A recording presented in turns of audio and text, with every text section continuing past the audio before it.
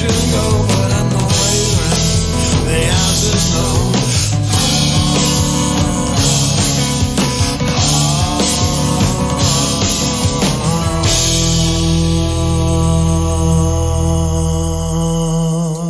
And I am not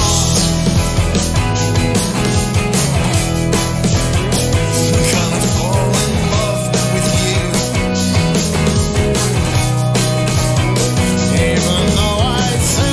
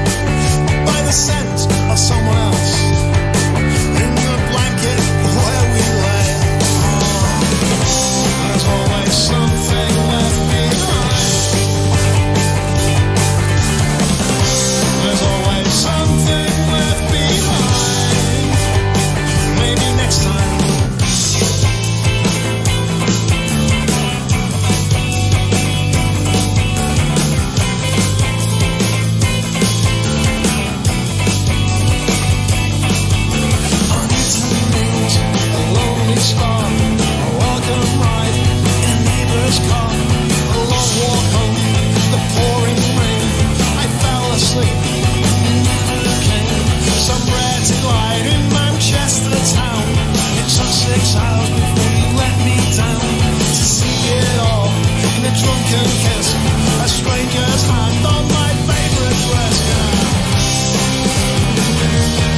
That was my favorite dress, you know. That was my favorite dress. Yes.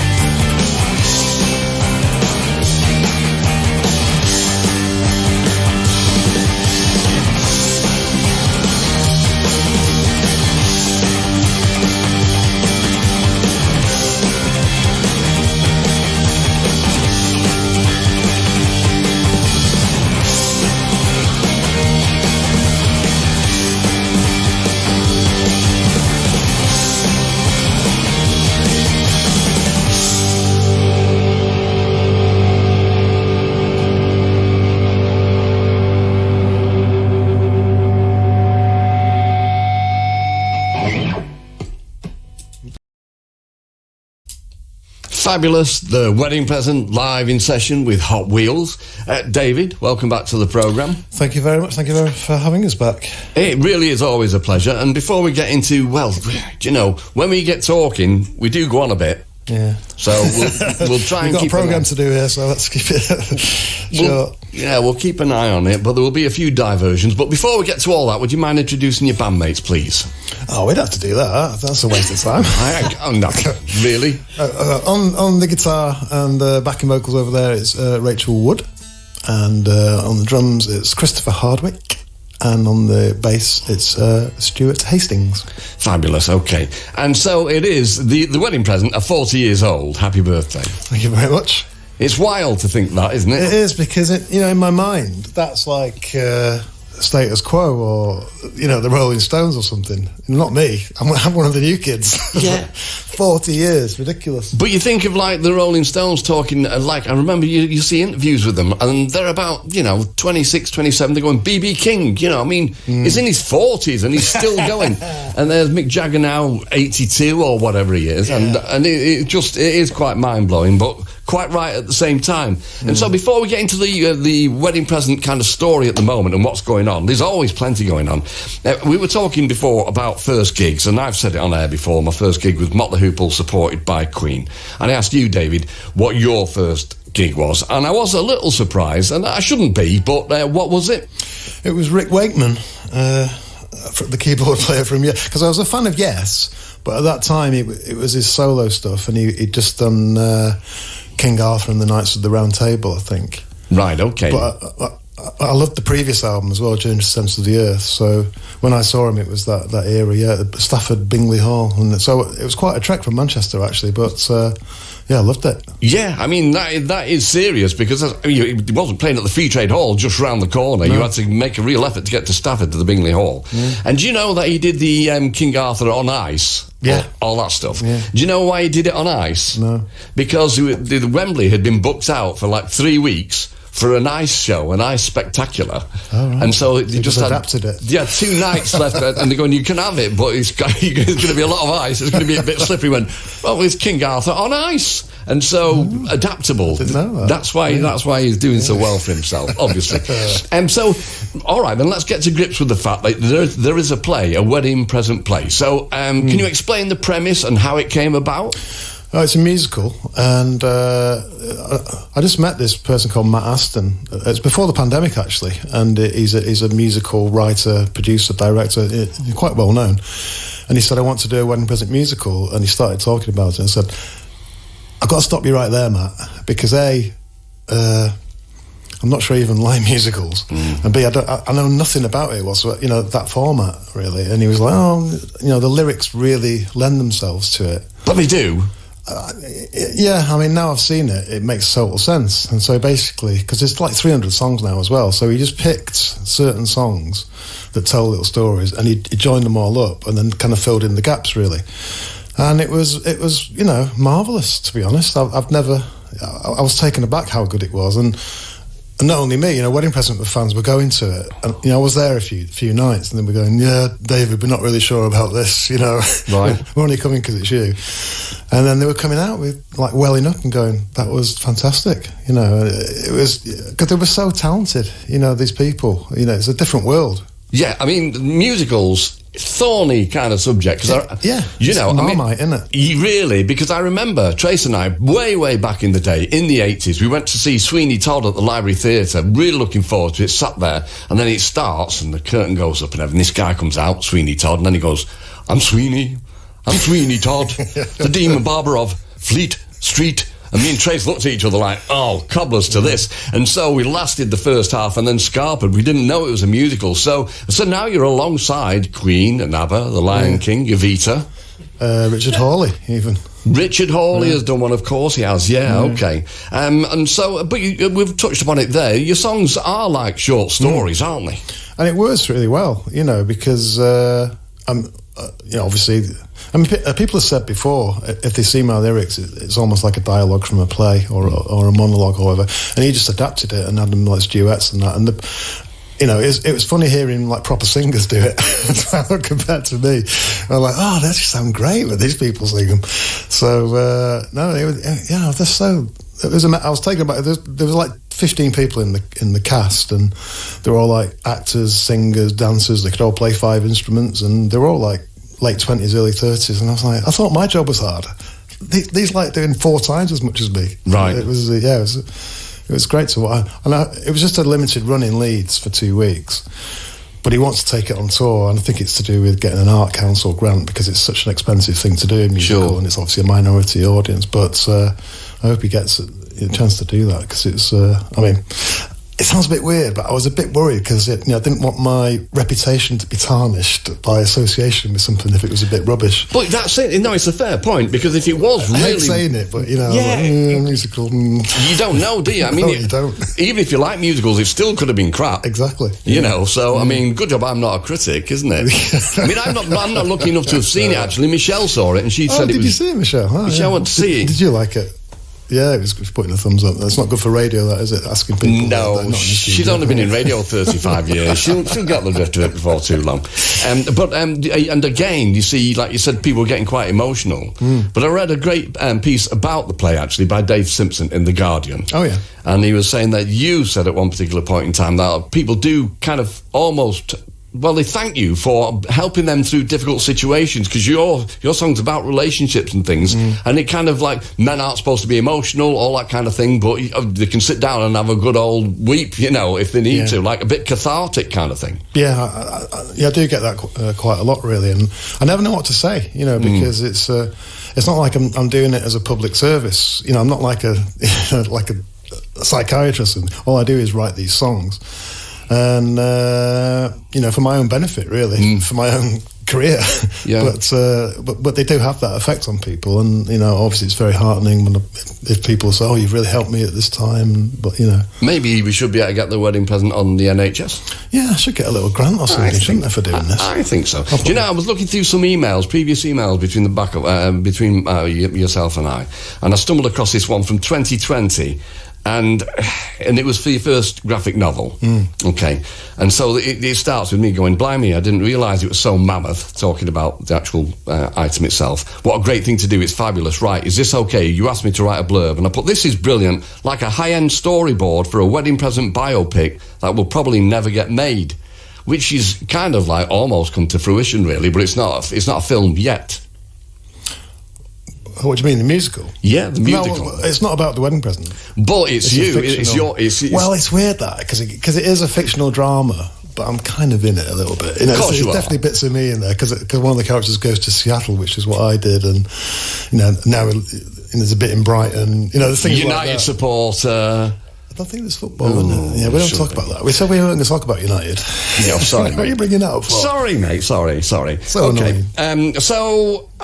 Right, you've got the tour, and it's a lengthy tour, as is often the case. So it starts tomorrow. Some people already straining at the leash. That will be in Chester at the Live Rooms. And then we've got the 28th of September, Belfast. That's the Empire Music Hall. The 2nd of October, we've got Lyme Regis, the Marine Theatre. 3rd of October, Academy Bristol. The 8th, the Garage in Glasgow. The 9th, Newcastle upon Tyne, the Boiler Shop. The 10th, Manchester, the Ritz. The 11th, Nottingham, Rock City. The 15th, Portsmouth, the Wedgwood Rooms. The 16th, Norwich, the Adrian Flux Waterfront.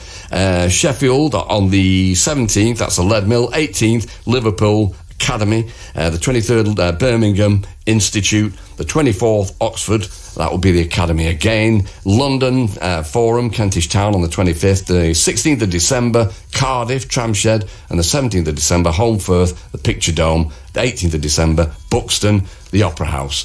So, yeah, they're keeping you busy. And a fascinating bit of radio we've ever heard, that, wasn't it? But you see, it is weird because we give out tour dates on air and it feels a bit laborious, but people, and I say, do you want me to do this? And they all go, yes, because we wouldn't find out otherwise. So, it is some kind of public service. But, yeah, excellent stuff. Looking forward to seeing you on playing one of these dates at least. You've also got Mozart Estate. Are they opening for you on every show, or is it just selected? No, selected ones. I think it's mainly the O2 Academies, because the O2 Academy particularly wanted them.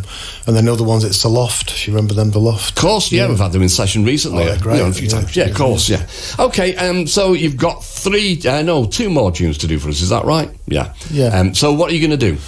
We're going to do one from a couple of years ago, 2022 actually, because we did 12 singles. And we did 12 singles in 1992. We did them again in 2022. I mean, not the same ones. So this is one of them, and it's called. I put the wrong thing on my iPad. Wait a minute. I'm not going to fall in love with you. It's called that, yeah. I've just got the wrong lyric there. Not that I need lyrics, I know them all, so I don't know what you're saying there, Mark. Absolutely, sorry, mate. Okay, yeah, I'm not going to fall in love with you. There's a guitar change going on now. I just want to say that was magnificent. And also, I need to say happy birthday to Ed Bowen, who's a mad wedding present fan. So we'll dedicate the set to him, if nobody in the room minds. David, you've got an album out as well, 40. Do you just want to give us a quick mention about that? Yeah, it's just... because I didn't realise it was 40 years, to be honest, and then somebody said, you should do a compilation LP. And as with me, these things always kind of take a life of their own. I just thought, we'll do a little compilation LP. And then I thought, well, there's 300 songs, maybe it should be double. And then some of them are quite long, like that one. I thought, maybe it'll be triple. And then some of the record labels said, let's just make it 4 LPs, 40 tracks, 40 years. And that appealed to the kind of mathematician in me in a way. There's a certain logic to it. So, yeah, it's this fantastic kind of quadruple LP on coloured vinyl now with a massive... It's your prog rock roots, mate. That's what fuels it, I think. Okay, so, probably. Well, talking of all of this history and everything, you're going to do My Favourite Dress for us now, aren't you? I thought we'd do that, yeah, because it is 45th anniversary tour, and this is, obviously, it's not 40 years ago, but it's getting on for it, 38 or something. You're showing your mathematics again, aren't you? You're just no stopping him, is there? Strictly speaking, that's arithmetic, not mathematics, but yeah. See, I did get a U in maths, so I'll have to let him go. Right, okay, then the wedding present live in session, My Favourite Dress. Well, that's the way to end a song and a session. It's been brilliant from start to finish. So David, Rachel, Stuart and Chris, magnificent that. So thank you very much. I thank you as always for coming in. It was just really, really great. I need to give out another clue ridiculously now. So who's on my t-shirt tonight then? His first band proper wasn't known globally and pretty much sunk without a trace. And then clue number 2, then he joined a band who already had taken off. Then his next band savoured success. Rick Wakeman. And they took off too. Oh, he's spoilt it now. It is Rick Wakeman. Human League.